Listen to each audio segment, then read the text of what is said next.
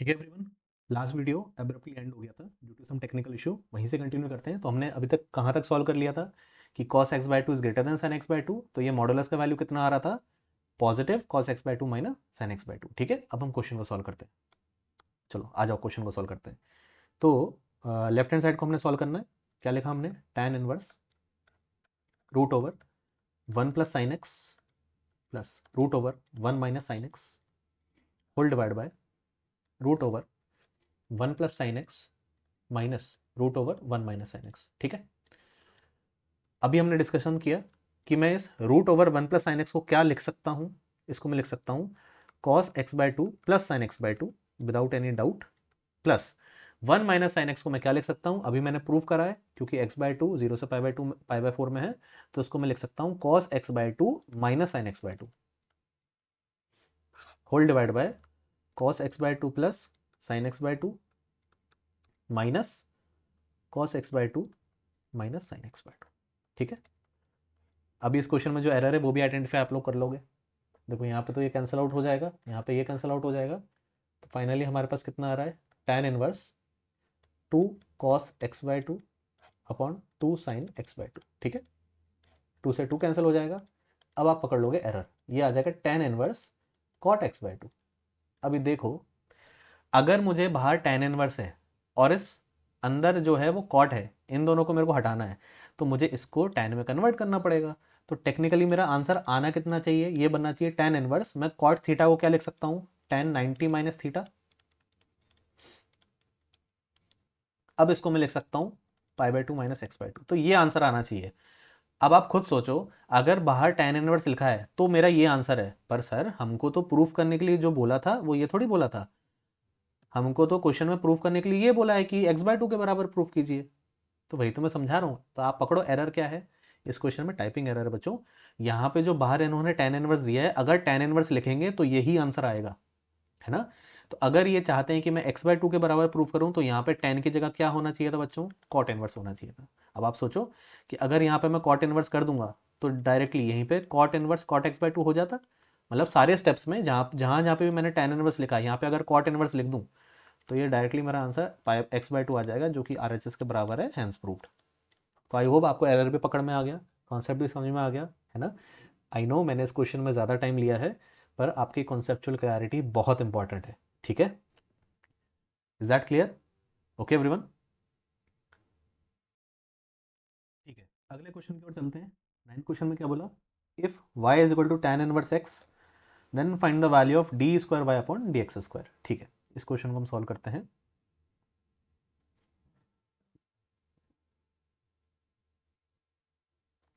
Ninth question, given y is equal to tan inverse x, हमको वैल्यू निकालना है d square y upon d x square, यानी कि डबल डेरिवेटिव का वैल्यू निकालना है। ठीक है, तो differentiating both sides with respect to x, तो d y by d x का वैल्यू कितना आ जाएगा? D y d x of tan inverse x. अब बच्चों tan इनवर्स एक्स का डिफरेंशिएशन कितना होता है? It is one upon one plus x square. ये तो d y by d x का वैल्यू आ गया, है ना।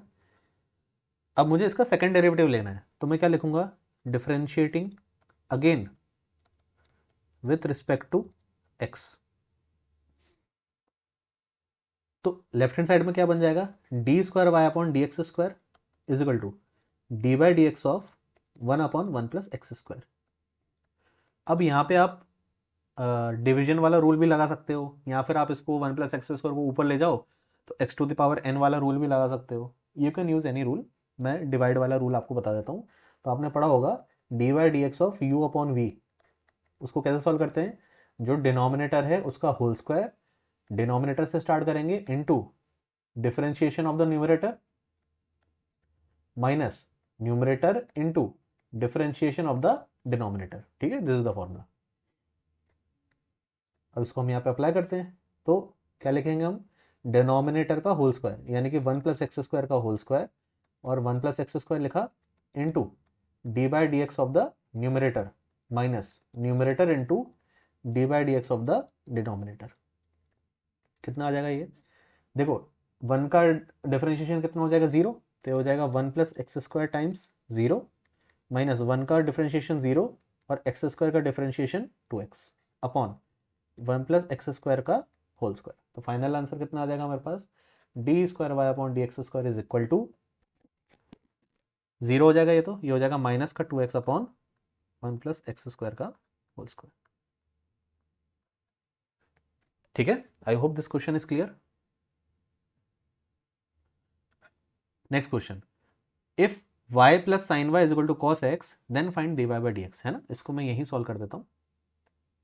देखो, हमें जो हमने चेन रूल में कॉन्सेप्ट सीखा है ना, उसको हमको समझना होगा कि जब भी हम x के रिस्पेक्ट में डिफरेंशिएशन कर रहे हैं पर फंक्शन के अंदर x की जगह पे कोई और बैठा हुआ है, तो हम चेन रूल में क्या करते थे, जो ओरिजिनल फंक्शन है उसका तो फॉर्मूला लगाते ही थे, पर जो x की जगह बैठा होता था उसका एक बार डेरिवेटिव से मल्टीप्लाई करते थे। वही सेम हम यहाँ पे करेंगे। तो हमें गिवन क्या है, हमें गिवन है y plus sine y is equal to cos x, है ना। तो हम लिखेंगे differentiating both sides with respect to x। Differentiate अगर आप करोगे तो y का डिफरेंशिएशन कितना होगा, y एक दूसरा वेरिएबल है तो उसको मैं लिखूंगा dy by d x, y का differentiation dy by d x plus, अब देखो मैं x के रिस्पेक्ट में डिफरेंशिएशन कर रहा हूं तो साइन का डिफरेंशिएशन क्या होता है, कॉस, लेकिन यहां पे x की जगह पे कौन बैठा हुआ है, y, तो मैं साइन का फॉर्मूला लगाऊंगा, differentiation of sine x is cos x, लेकिन जो x की जगह पे बैठा है तो साइन y की जगह कॉस y लिखा, x की जगह पे कौन बैठा था, y, इस y का वापस से डिफरेंशिएशन होगा, उससे मल्टीप्लाई करना पड़ेगा। फिर से एक बार क्या करा मैंने, D by d x of sign x को मैं क्या लिखता था, कॉस एक्स, अब यहां पे क्या लिखा हुआ है, d by d x of sine y, तो साइन वाई का तो फॉर्मूला के हिसाब से कॉस वाई होना चाहिए, पर क्योंकि यहां मैं एक्स के रिस्पेक्ट में डिफरेंशिएशन कर रहा हूं, यहां पे वाई बैठा हुआ है, तो जो अलग है उसका भी डिफरेंशिएशन से मुझे मल्टीप्लाई करना पड़ेगा, और कॉस तो एक्स का ही फंक्शन है, तो कॉस एक्स का डिफरेंशिएशन माइनस का साइन एक्स। अब आप d y by d x को कॉमन ले लो, तो यहां से बचेगा 1, यहां से बचेगा cos y is equal to minus का साइन एक्स, इसको डिवाइड में भेज दो, तो finally d y by d x का वैल्यू कितना आ जाएगा हमारे पास, माइनस का sine x upon 1 plus cos y. Is this clear? 9th question I hope clear होगा। ठीक है, अब ये जो 10th क्वेश्चन है ना, इसमें भी एरर है, क्योंकि अगर आप थोड़ा बहुत भी बेसिक पढ़े हो तो आप खुद ही समझा दोगे कि ये फंक्शन, मतलब ये क्वेश्चन ही गलत तरह से फ्रेम किया गया है, तो इसको थोड़ा सही वे में फ्रेम करने के लिए हम यहाँ पे पाई लिख देते हैं ना, that will be a better question. उसका रीजन है, देखो जो साइन एक्स होता है, अगर मैं 0 से पाई बाई 2 की बात करूं, थोड़ा ग्राफ से ही बात कर लो, माइनस साइन एक्स है, माइनस साइन एक्स का ग्राफ ऐसा बनेगा, साइन एक्स का उल्टा ऐसा कुछ, तो ये 0 है, ये पाई बाई 2 है। अब आप सोचो 0 पे भी ओपन ब्रैकेट है, पाई बाई 2 पे भी ओपन है, तो इस इंटरवल में तो कोई लोकल मैक्सिमम मिनिमा है ही नहीं, क्योंकि कहीं पे भी क्रिटिकल पॉइंट नहीं है, कोई लोकल मैक्सिमा कोई लोकल मिनिमा एग्जिस्ट ही नहीं करेगा, तो क्वेश्चन ही गलत है ना। तो अगर मैं इसको एटलीस्ट पाई तक लूं, अगर मैं इसको यहाँ पाई तक लेता हूं, तो यहाँ पे देखो, यहाँ पे मुझे एक लोकल मिनिमा मिल रहा है ना। थोड़ा बहुत ग्राफ से देखोगे तो आप पकड़ लोगे कि क्या गड़बड़ है यहाँ पे, है ना। तो अपन यहाँ पे करेक्शन कर देते हैं,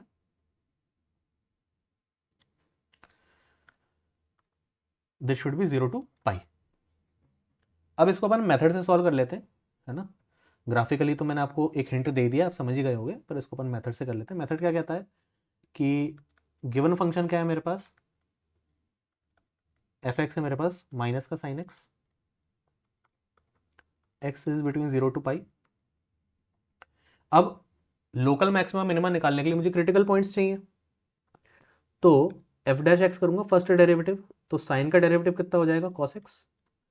सो for critical points put f dash x equal to 0, तो एफ डैश एक्स को 0 से इक्वेट करूंगा, एफ डैश एक्स कितना है मेरे पास, माइनस का कॉस एक्स इक्वल टू 0। अब आप बताओ कॉस का वैल्यू 0 कब होगा, पाई बाई 2 पे, कॉस का वैल्यू 0 पाई बाई 2 पे होता है ना। तो मेरे को एक क्रिटिकल पॉइंट मिल गया। अब इस क्रिटिकल पॉइंट में लोकल मैक्सिमा है कि लोकल मिनिमा, वो कैसे पता चलेगा, सेकंड डेरिवेटिव से। तो एफ डबल डैश एक्स कितना हो जाएगा, माइनस कॉस एक्स का फिर से डिवाइड एक्स कर दो, माइनस बाहर, कॉस का डिफरेंशिएशन माइनस साइन एक्स, तो ये आ जाएगा साइन एक्स। और इस डबल डेरिवेटिव में जब मैं क्रिटिकल पॉइंट को पुट करता हूँ, एक्स का वैल्यू पुट करता हूँ, तो साइन पाई बाय 2 मुझे आ रहा है 1, जो कि ग्रेटर देन 0 है। तो सेकेंड डेरिवेटिव में अगर आप क्रिटिकल पॉइंट पुट करते हो और आंसर पॉजिटिव आ जाता है, therefore x equal to pi by 2 is point of local minima, जो अभी हमने थोड़ी देर पहले ग्राफ से भी देखा था। ठीक है, hence minimum value of F x कितना हो जाएगा, पाई बाय 2 यहां पे फंक्शन में पुट कर दो, is equal to f of pi by 2 minus का साइन एक्स की जगह पाई बाय 2 यानी कि -1। Is this clear everyone? Okay, moving on to the next question. ठीक है, इसका सेकंड पार्ट करते हैं अब। ओके, अगले क्वेश्चन में हमको क्या बोला है उसने? ठीक है, ये वाला क्वेश्चन तो हमने कर लिया। अगले क्वेश्चन में क्या बोला, show that the given function f x is equal to x cube minus 3x square plus 4x where x belongs to all real numbers is an increasing function on R, है ना? कभी भी ऐसे लिखा हो ना, कैपिटल आर, रियल नंबर पे बात हो रही है। तो हमको ये प्रूव करना है कि ये जो एफ एक्स है ये एक इंक्रीजिंग फंक्शन है सारे रियल नंबर्स के लिए। Okay, let's prove it.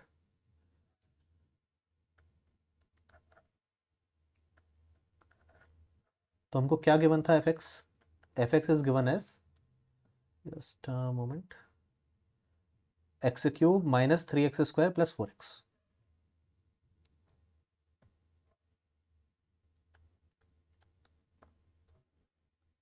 ठीक है, अब इसकी थ्योरी क्या है, अगर हमको कभी भी आइडेंटिफाई करना है कि कोई फंक्शन इंक्रीजिंग है या डिक्रीजिंग है, तो उसका जो फर्स्ट डेरिवेटिव है हम उसको चेक करते हैं। ठीक है, अगर F dash x greater than 0 आता है तो वो इंक्रीजिंग फंक्शन होता है, अगर F dash x less than 0 आता है तो वो हिंट करता है कि ये डिक्रीजिंग फंक्शन है ना?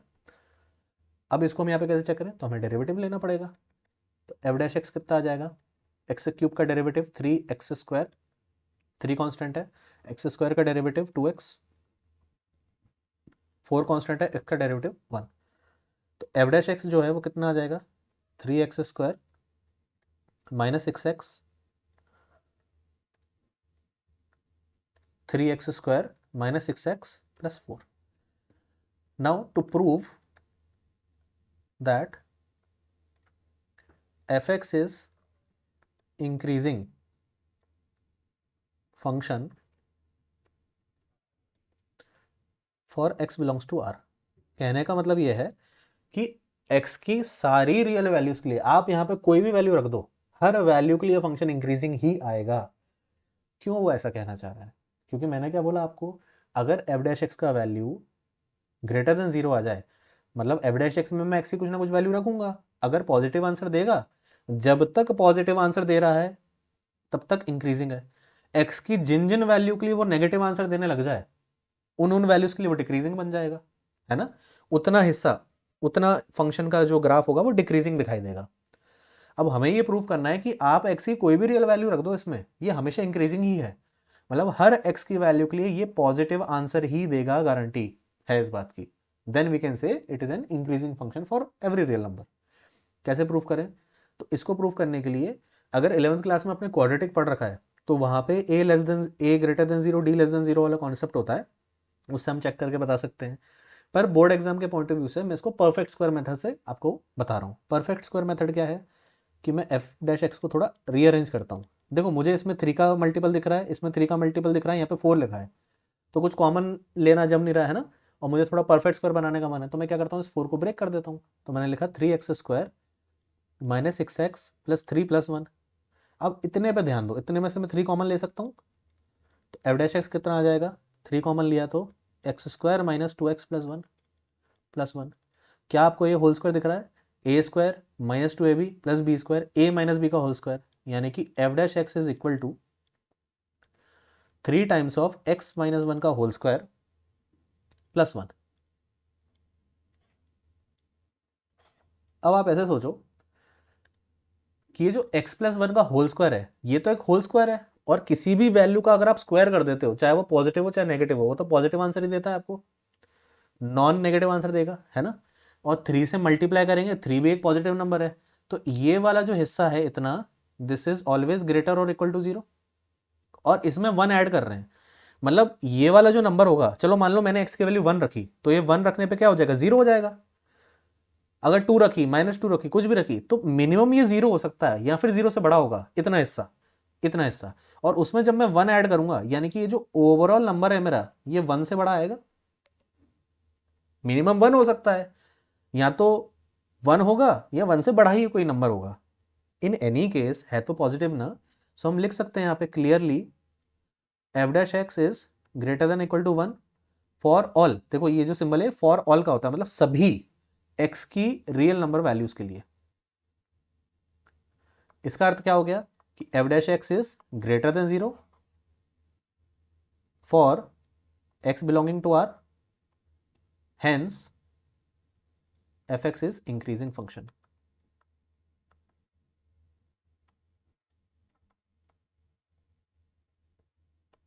यही हमको प्रूव करना था। I hope this question is clear to you. Okay, तो 10th question is done. Let's move on to the 11th question. The edge of the variable cube is increasing at the rate of 3 centimeter per second. At what rate is the volume of the cube increasing when the edge is 10 centimeter long? तो देखो पहले तो rate दिया है किसका, as increase होने का rate 3 centimetre per second है। तो पर सेकंड मतलब मैं किसके रिस्पेक्ट में चेंज देख रहा हूं, change in the length with respect to time. यानी कि डिफरेंशिएशन में अगर मुझे सोचना हो तो डिफरेंशिएशन हम किसके रिस्पेक्ट में करते हैं, विथ रिस्पेक्ट टू एक्स। यानी कि यहाँ पे किसके रिस्पेक्ट में चेंज हम नोटिस कर रहे हैं, टाइम के रिस्पेक्ट में। तो यहाँ पे क्या आएगा, अपॉन में dt आएगा, change with respect to time. पूछा क्या है कि भाई जो क्यूब का एज है वो इस रेट से बढ़ रहा है, तो उसका जो वॉल्यूम है वो किस रेट से बढ़ेगा, किस इंस्टेंट पे। क्योंकि इंस्टेंट पे हमको बताना है, कब, जब 10 सेंटीमीटर पर लॉन्ग हम एज लें, तब की हमें बतानी स्थिति। इसको कैसे सॉल्व करें, देखिए। तो let the edge of the cube has length a. तो हमको क्या गिवन है, हमको गिवन है change in the length with respect to time is equal to 3 centimetre per second. ये हमको गिवन है। We know that volume of the cube, किसी क्यूब का वॉल्यूम क्या होता है, is equal to a cube, है ना। वॉल्यूम वॉल्यूम को हमने वी अज्यूम कर लिया, है ना। तो आप इसको लिख देना, let volume is v and v know that volume of the cube is a cube. So v का वैल्यू आ गया ए क्यूब। अब हमें क्या निकालना है, at what rate volume of the cube is increasing, change in the volume with respect to time. यानी कि हम क्या करेंगे, differentiating with respect to t. तो v एक वेरिएबल है, उसका t के रिस्पेक्ट में differentiation dv by d t is equal to d by d t of a cube. अब देखो a एक वेरिएबल है और मैं डिफरेंशिएशन t के रिस्पेक्ट में कर रहा हूं, चेन रूल अभी हमने पिछले कॉन्सेप्ट में सीखा था, पिछले क्वेश्चंस में। तो अगर डिफरेंशिएशन में a के रिस्पेक्ट में करता तो 3a² आ जाता। तो अभी ए क्यूब का नॉर्मल फॉर्मूला ही लगाऊंगा, क्या लगाऊंगा, 3a²। पर क्योंकि मैं टी के रिस्पेक्ट में डिफरेंशिएशन कर रहा हूं, यहां पे ए लिखा हुआ है, तो मुझे किससे मल्टीप्लाई करना पड़ेगा, मुझे ए का डिफरेंशिएशन टी के रिस्पेक्ट में से करना पड़ेगा, मल्टीप्लाई करना पड़ेगा। जो भी यहां पे बैठा है उसका वापस से differentiation with respect to t, इससे मल्टीप्लाई किया, d a by d t. तो फाइनली हमारे पास d v by d t कितना आ गया है, 3a² into d a by d t. Now when, कब हमको चेंज बताना है, when the edge is 10 centimetre. तो ए का वैल्यू 10 सेंटीमीटर रखो और d a by d t 3 centimetre per second है हमारे पास। तो d v by d t कितना आ जाएगा, 3 into 10² into 3। Is that clear everyone. तो हमारे पास आ जाएगा ये 900, और यूनिट क्या आएगा, सेंटीमीटर क्यूब पर सेकंड, क्योंकि वॉल्यूम है centimetre cube. Is this clear. Moving on to the next part of the question. हाँ, find the local maximum and local minimum values of the function given. ठीक है, ये थोड़ा सा calculative question है, हमें इसमें लोकल मैक्सिमम लोकल मिनिमा का जो कॉन्सेप्ट होता है डबल डेरिवेटिव टेस्ट, उससे इसको सॉल्व करना होगा। So let us solve this question.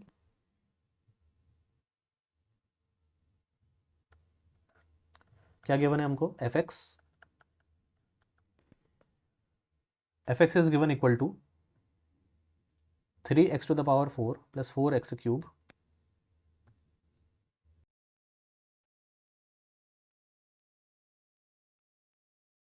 Plus 4x cube minus 12x square plus 12।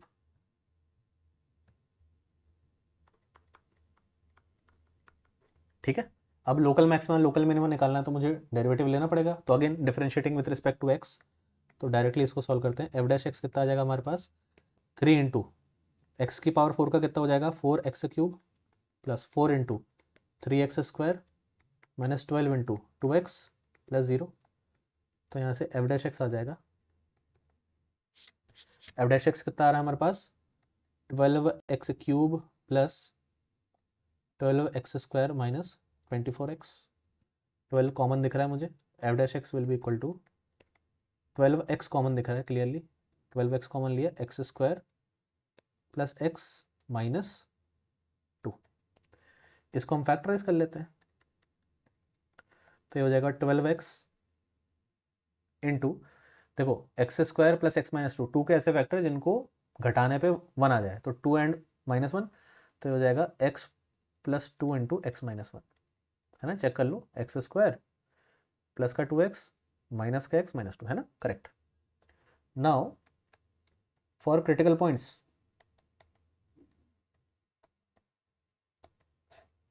Put f dash x equal to 0, f dash x को हम 0 से इक्वेट करवाएंगे, तो एफ डैश एक्स कितना है आपका, 12x into x plus 2 into x minus 1, इसको हमने 0 से इक्वेट करवाया, तो हमारे पास x की क्या क्या वैल्यू आ रही है, x equal to 0, x plus 2 को जब मैं 0 से इक्वेट करूंगा तो x का वैल्यू -2 और एक x का वैल्यू आएगा 1।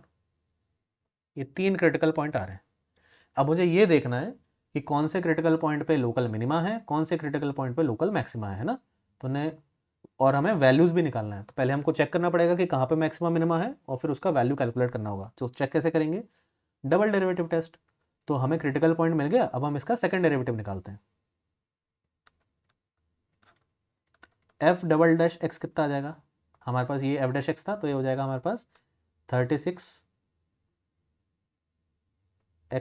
स्क्वायर प्लस 24x माइनस 24, है ना, 12 बाहर 3x स्क्वायर, तो 3 इंटू 12 36, 12 बाहर 2x तो 24, और ये x का हो गया 1। ठीक है, इसको थोड़ा सिंप्लीफाई करने के लिए एक काम करते हैं, 12 को कॉमन निकाल लेते हैं, है ना, तो ये हो जाएगा 3x square plus 2x minus 2, ये आ गया एफ डबल डैश एक्स। अब मुझे एक एक वैल्यू को पुट करके चेक करना पड़ेगा, है ना, तो now check f double dash 0, f double dash -2, f double dash 1। तो अगर मैं 0 पुट करता हूँ तो 12 इंटू 0 प्लस 0 माइनस 2 माइनस 24 आ रहा है, नेगेटिव वैल्यू आ रहा है, यानी कि लोकल मैक्सिमा। जब भी लेस देन 0 आ जाए तो लोकल मैक्सिमा है, और अगर लोकल मैक्सिमा है यहाँ पर, यानी कि x की वैल्यू जब 0 होगी तो लोकल मैक्सिमा मिल रहा है, और वो वैल्यू कितनी आ जाएगी, एफ ऑफ 0, मतलब फंक्शन में 0 पुट करेंगे तो लोकल मैक्सिमा आ जाएगा। तो लोकल मैक्सिमम वैल्यू क्या रही, 0 0, ये भी 0 हो जाएगा 12। तो आप वैल्यू पुट कर लेना, ठीक है, आप वैल्यू यहाँ पे पुट कर सकते हो ना, इसको सॉल्व करना, तो ये आ जाएगा 12, ये आपका आ जाएगा लोकल मैक्सिमम वैल्यू, है ना, दिस इज द वैल्यू।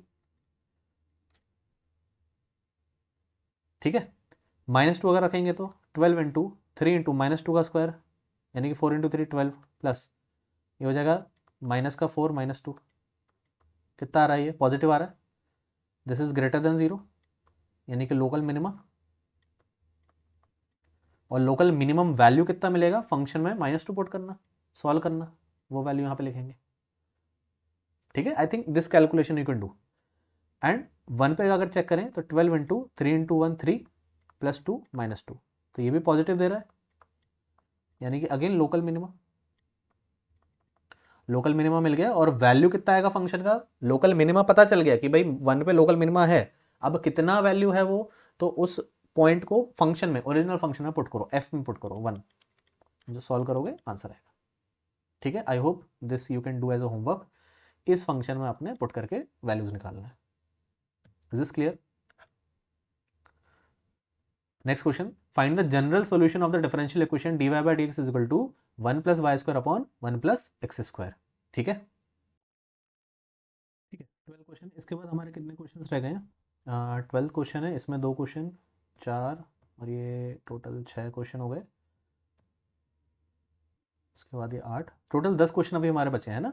तो टोटल 10 क्वेश्चन और करने हैं। टोटल 20 क्वेश्चन थे, 10 क्वेश्चन अभी हम सॉल्व कर चुके हैं। बाकी के जो 20 क्वेश्चन है, सॉरी बाकी के जो 10 क्वेश्चन है वो हम नेक्स्ट वीडियोज़ में सॉल्व करते हैं ताकि वीडियो का लेंथ एक्सीड ना हो।